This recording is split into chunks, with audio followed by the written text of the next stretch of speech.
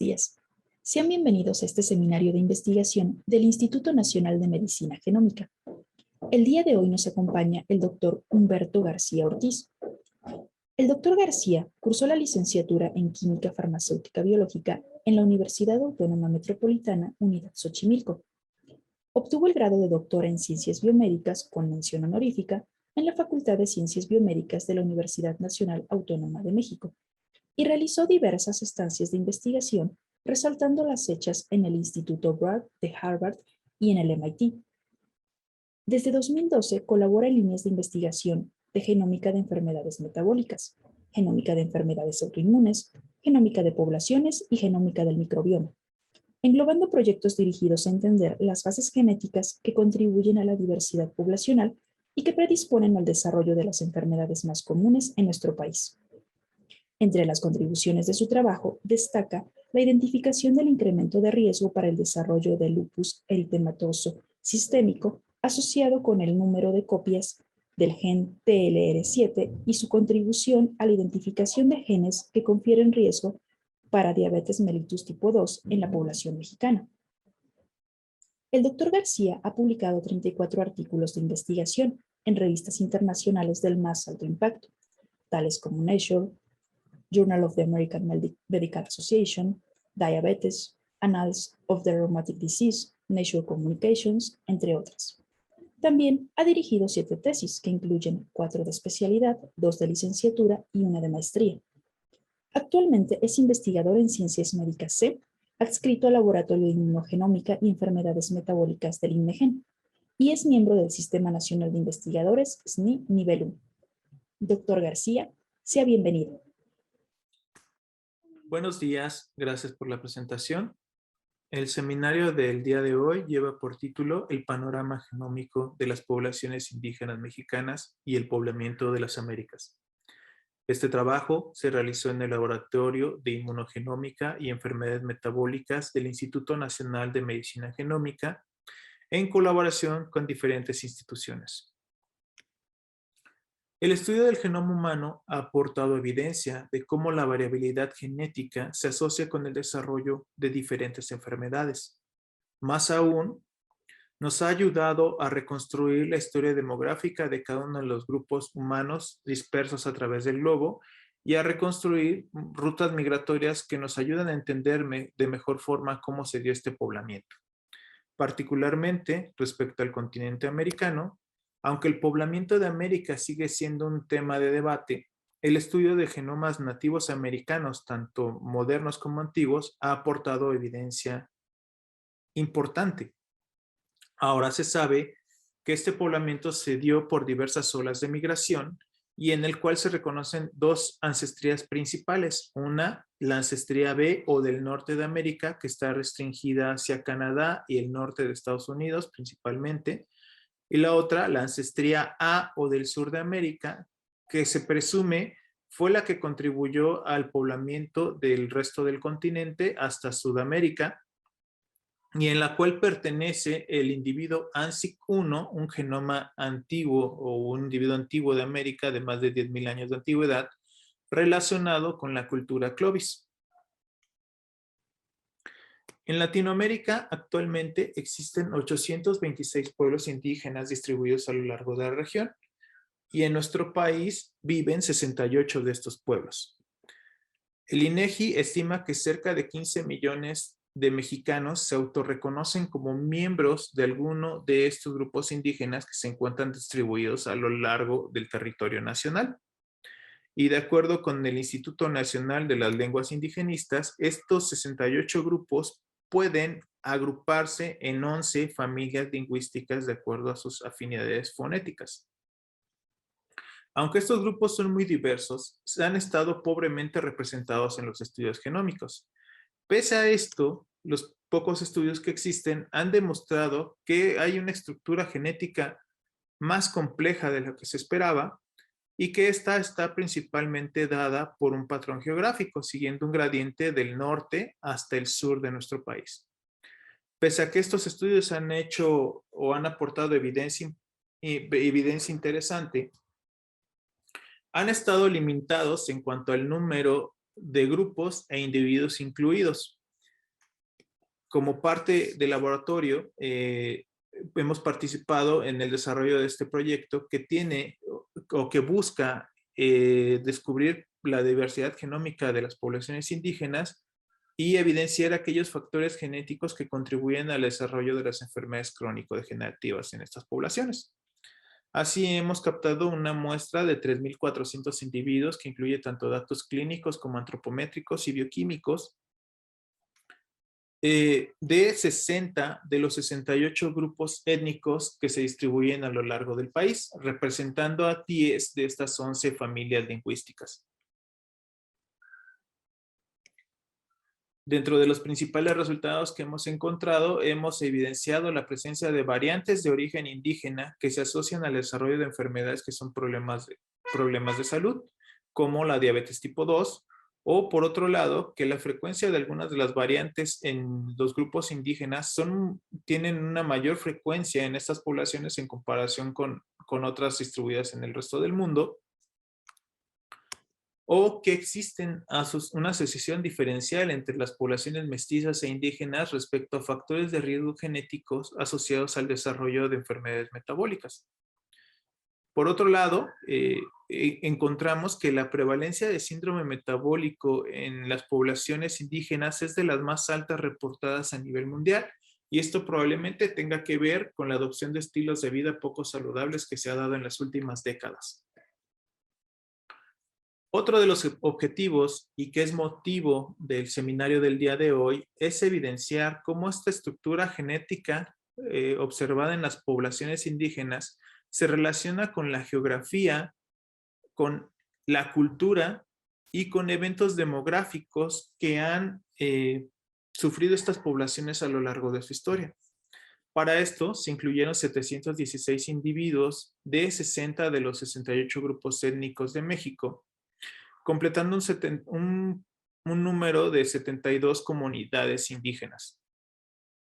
Los datos de genotipificación masiva de estos individuos se unieron con los previamente publicados por los grupos de Moreno Estrada y colaboradores y de Reich y colaboradores principalmente, dando un total de más de 1,000 individuos de 95 comunidades indígenas diferentes distribuidas a lo largo del país.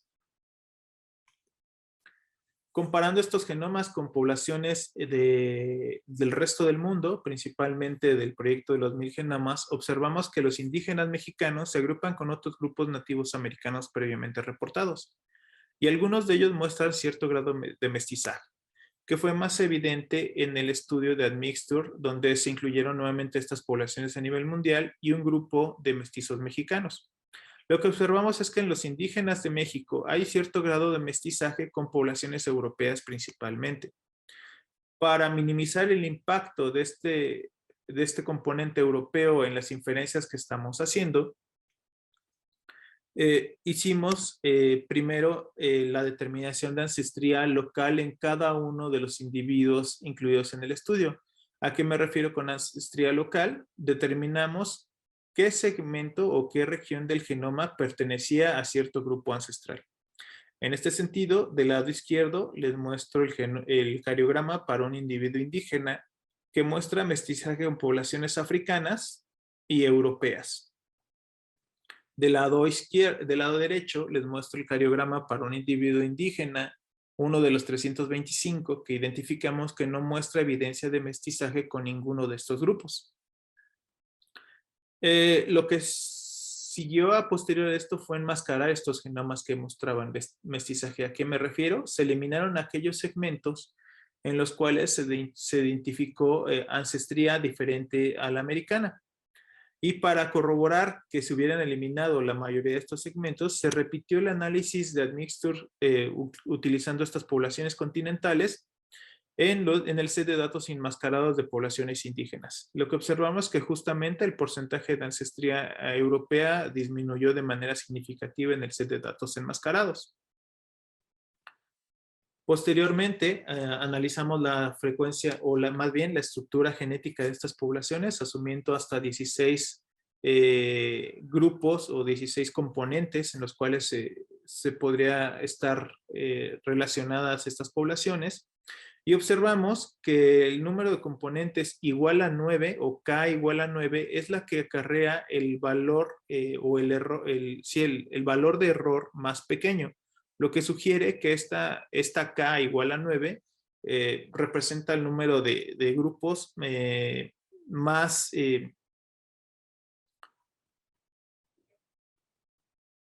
mejor representado en nuestro set de datos. Esta K igual a 9, viéndola un poco más a detalle, observamos un patrón que nos llama mucho la atención. Por un lado, agrupando estas poblaciones desde el norte hasta, o más bien ordenando estas poblaciones del norte al sur del país, observamos que 6 de estos componentes se encuentran restringidos a una sola población o principalmente en una población. 5 de ellos en poblaciones del norte, uno en la Seri, otro en los Pimas, otro en los Guarijíos y los Tarahumaras principalmente, otro en los Tepehuanos, otro en los Huicholes, y un sexto que se encontró al sur del país en la población lacandona. Particularmente, ambas regiones presentan unos climas que favorecen que estas poblaciones no intercambien o que no haya tanto flujo génico entre las poblaciones en particular, lo que sugeriría que las barreras geográficas están jugando un papel importante en la diferenciación de estas poblaciones. Por otro lado, en las poblaciones del centro y del sur del país observamos un patrón similar. Por un lado, este componente azul que se encuentra principalmente en aquellas poblaciones que viven alrededor del eje neovolcánico, en el centro del país. Y este componente se va desvaneciendo conforme avanzamos hacia el sur y el sureste del país, donde aparece este componente en color rojo, que se encuentra principalmente en aquellas poblaciones que habitan el estado de Guerrero y de Oaxaca principalmente, que nuevamente se desvanece conforme avanzamos al sureste, al estado de Chiapas y Yucatán, donde aparece este componente amarillo, que se observa principalmente en aquellas poblaciones de la familia lingüística maya. Por otro lado, el análisis de componentes principales en las poblaciones indígenas nos muestra que hay un gradiente del norte hacia el sur del país y particularmente repitiendo este análisis solamente en las poblaciones del centro y del sur, observamos que esta distribución se asemeja a la geografía o la geografía de México para esta región de México, para la región conocida como Mesoamérica, empezando desde el estado de Michoacán hasta la península de Yucatán y Chiapas. Esto nos sugiere o nos está mostrando que la distribución geográfica tiene que ver en la diferenciación de las poblaciones. Esto fue evidenciado también con los índices de fijación FCT, en el cual se ve que las poblaciones del norte del país tienen el mayor índice de diferenciación con respecto al resto de las poblaciones comparadas entre sí. Y un análisis de filogenético por el método de neighbor joining basado en este estadístico nos muestra que estas poblaciones indígenas se pueden agrupar en 5 grandes regiones geográficas, una en el norte, otra en el noroeste, una en el centro, principalmente en aquellas poblaciones que se encuentran alrededor del eje neovolcánico, una al sur del país, nuevamente entre Guerrero y Oaxaca, y otra al suroeste, principalmente aquellas poblaciones de la familia lingüística maya. Esto fue corroborado por un análisis o por una prueba de Mantel en el cual se observó una correlación significativa entre la distancia geográfica y la distancia genética a través del estadístico de FCT. Este modelo es consistente con un modelo de aislamiento por distancia, lo que sugiere que estas poblaciones entre más separadas se encuentren, menor afinidad genética van a tener entre ellas.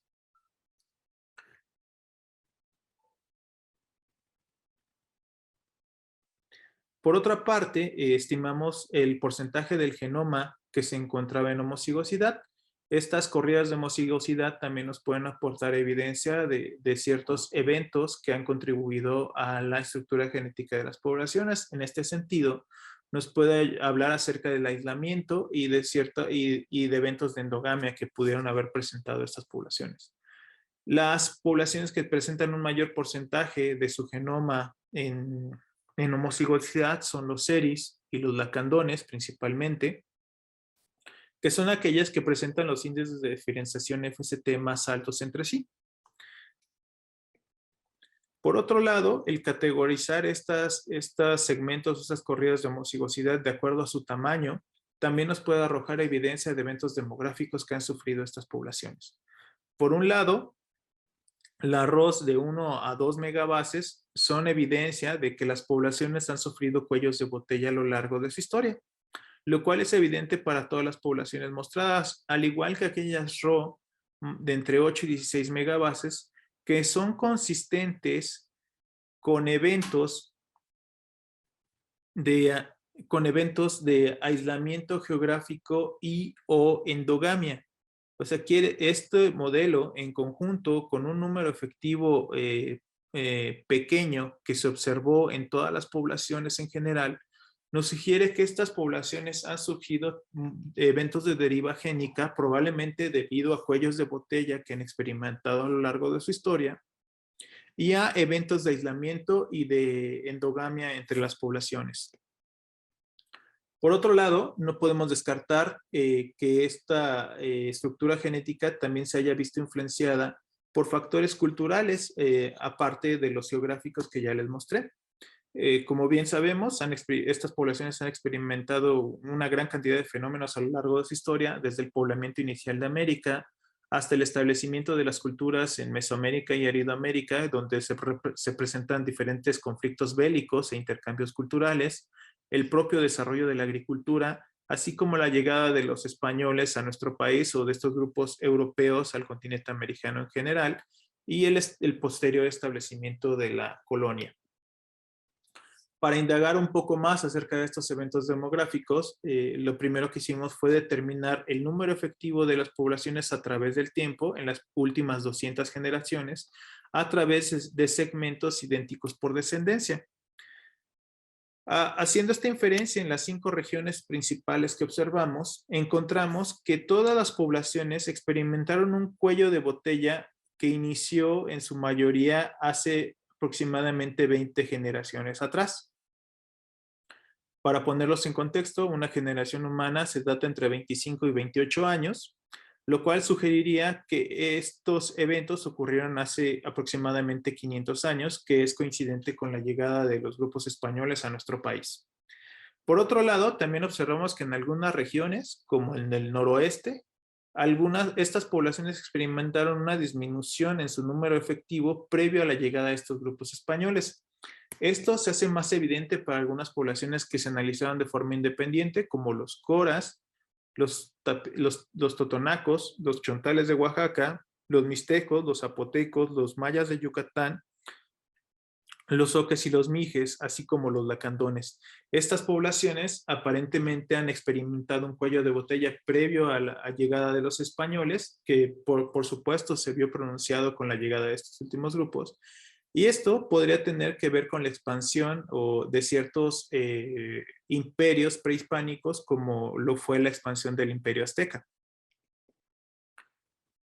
Por otro lado, la divergencia calculada entre las poblaciones medida en miles de años nos muestra que las poblaciones de Aridoamérica y del norte del país tienen tiempos de divergencia más grandes con respecto al resto de las poblaciones analizadas del centro y del sur del país, alcanzando rangos mayores a 4.000 años hasta los 10.000 años.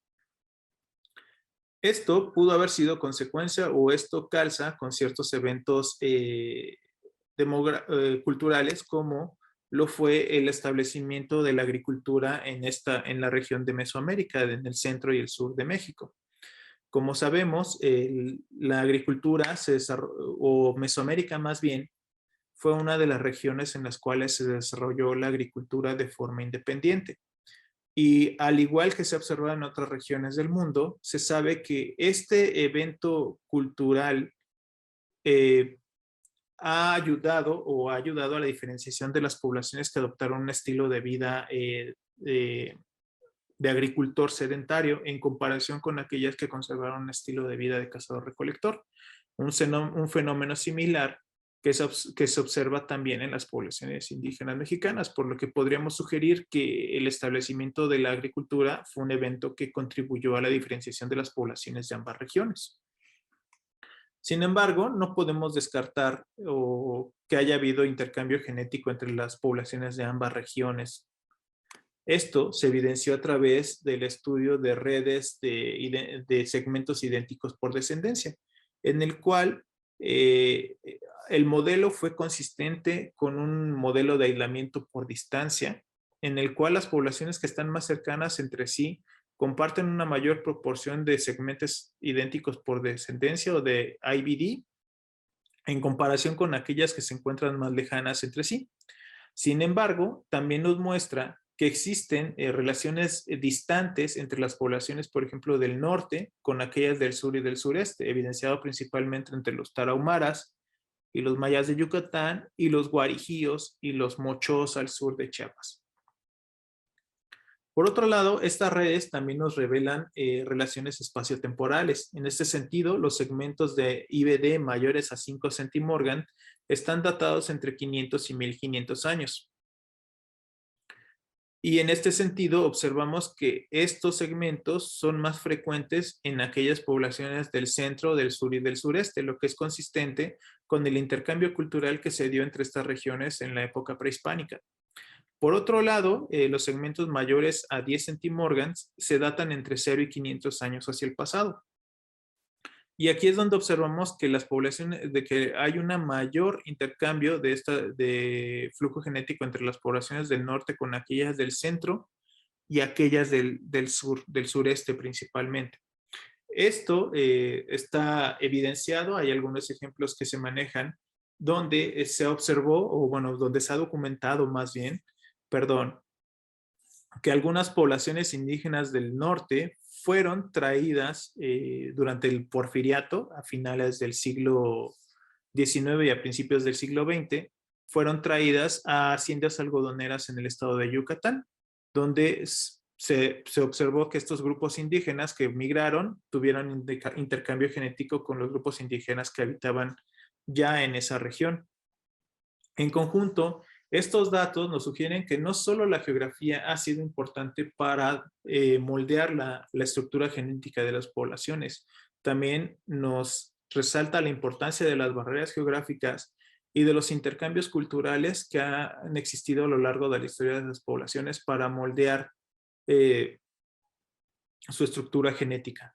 Por otro lado, también nos podría sugerir, dado este intercambio genético, que los tiempos de divergencia que estamos observando pudieran ser incluso más antiguos a los que estamos reportando actualmente. Para ganar una mayor resolución, incluimos en este estudio a genomas antiguos de América, particularmente el genoma de ANSIC1 y el genoma de USR1. El uso de estos genomas, como lo mencioné, puede ayudarnos a ganar una mayor resolución en cuanto a las inferencias filogenéticas y demográficas que estamos haciendo.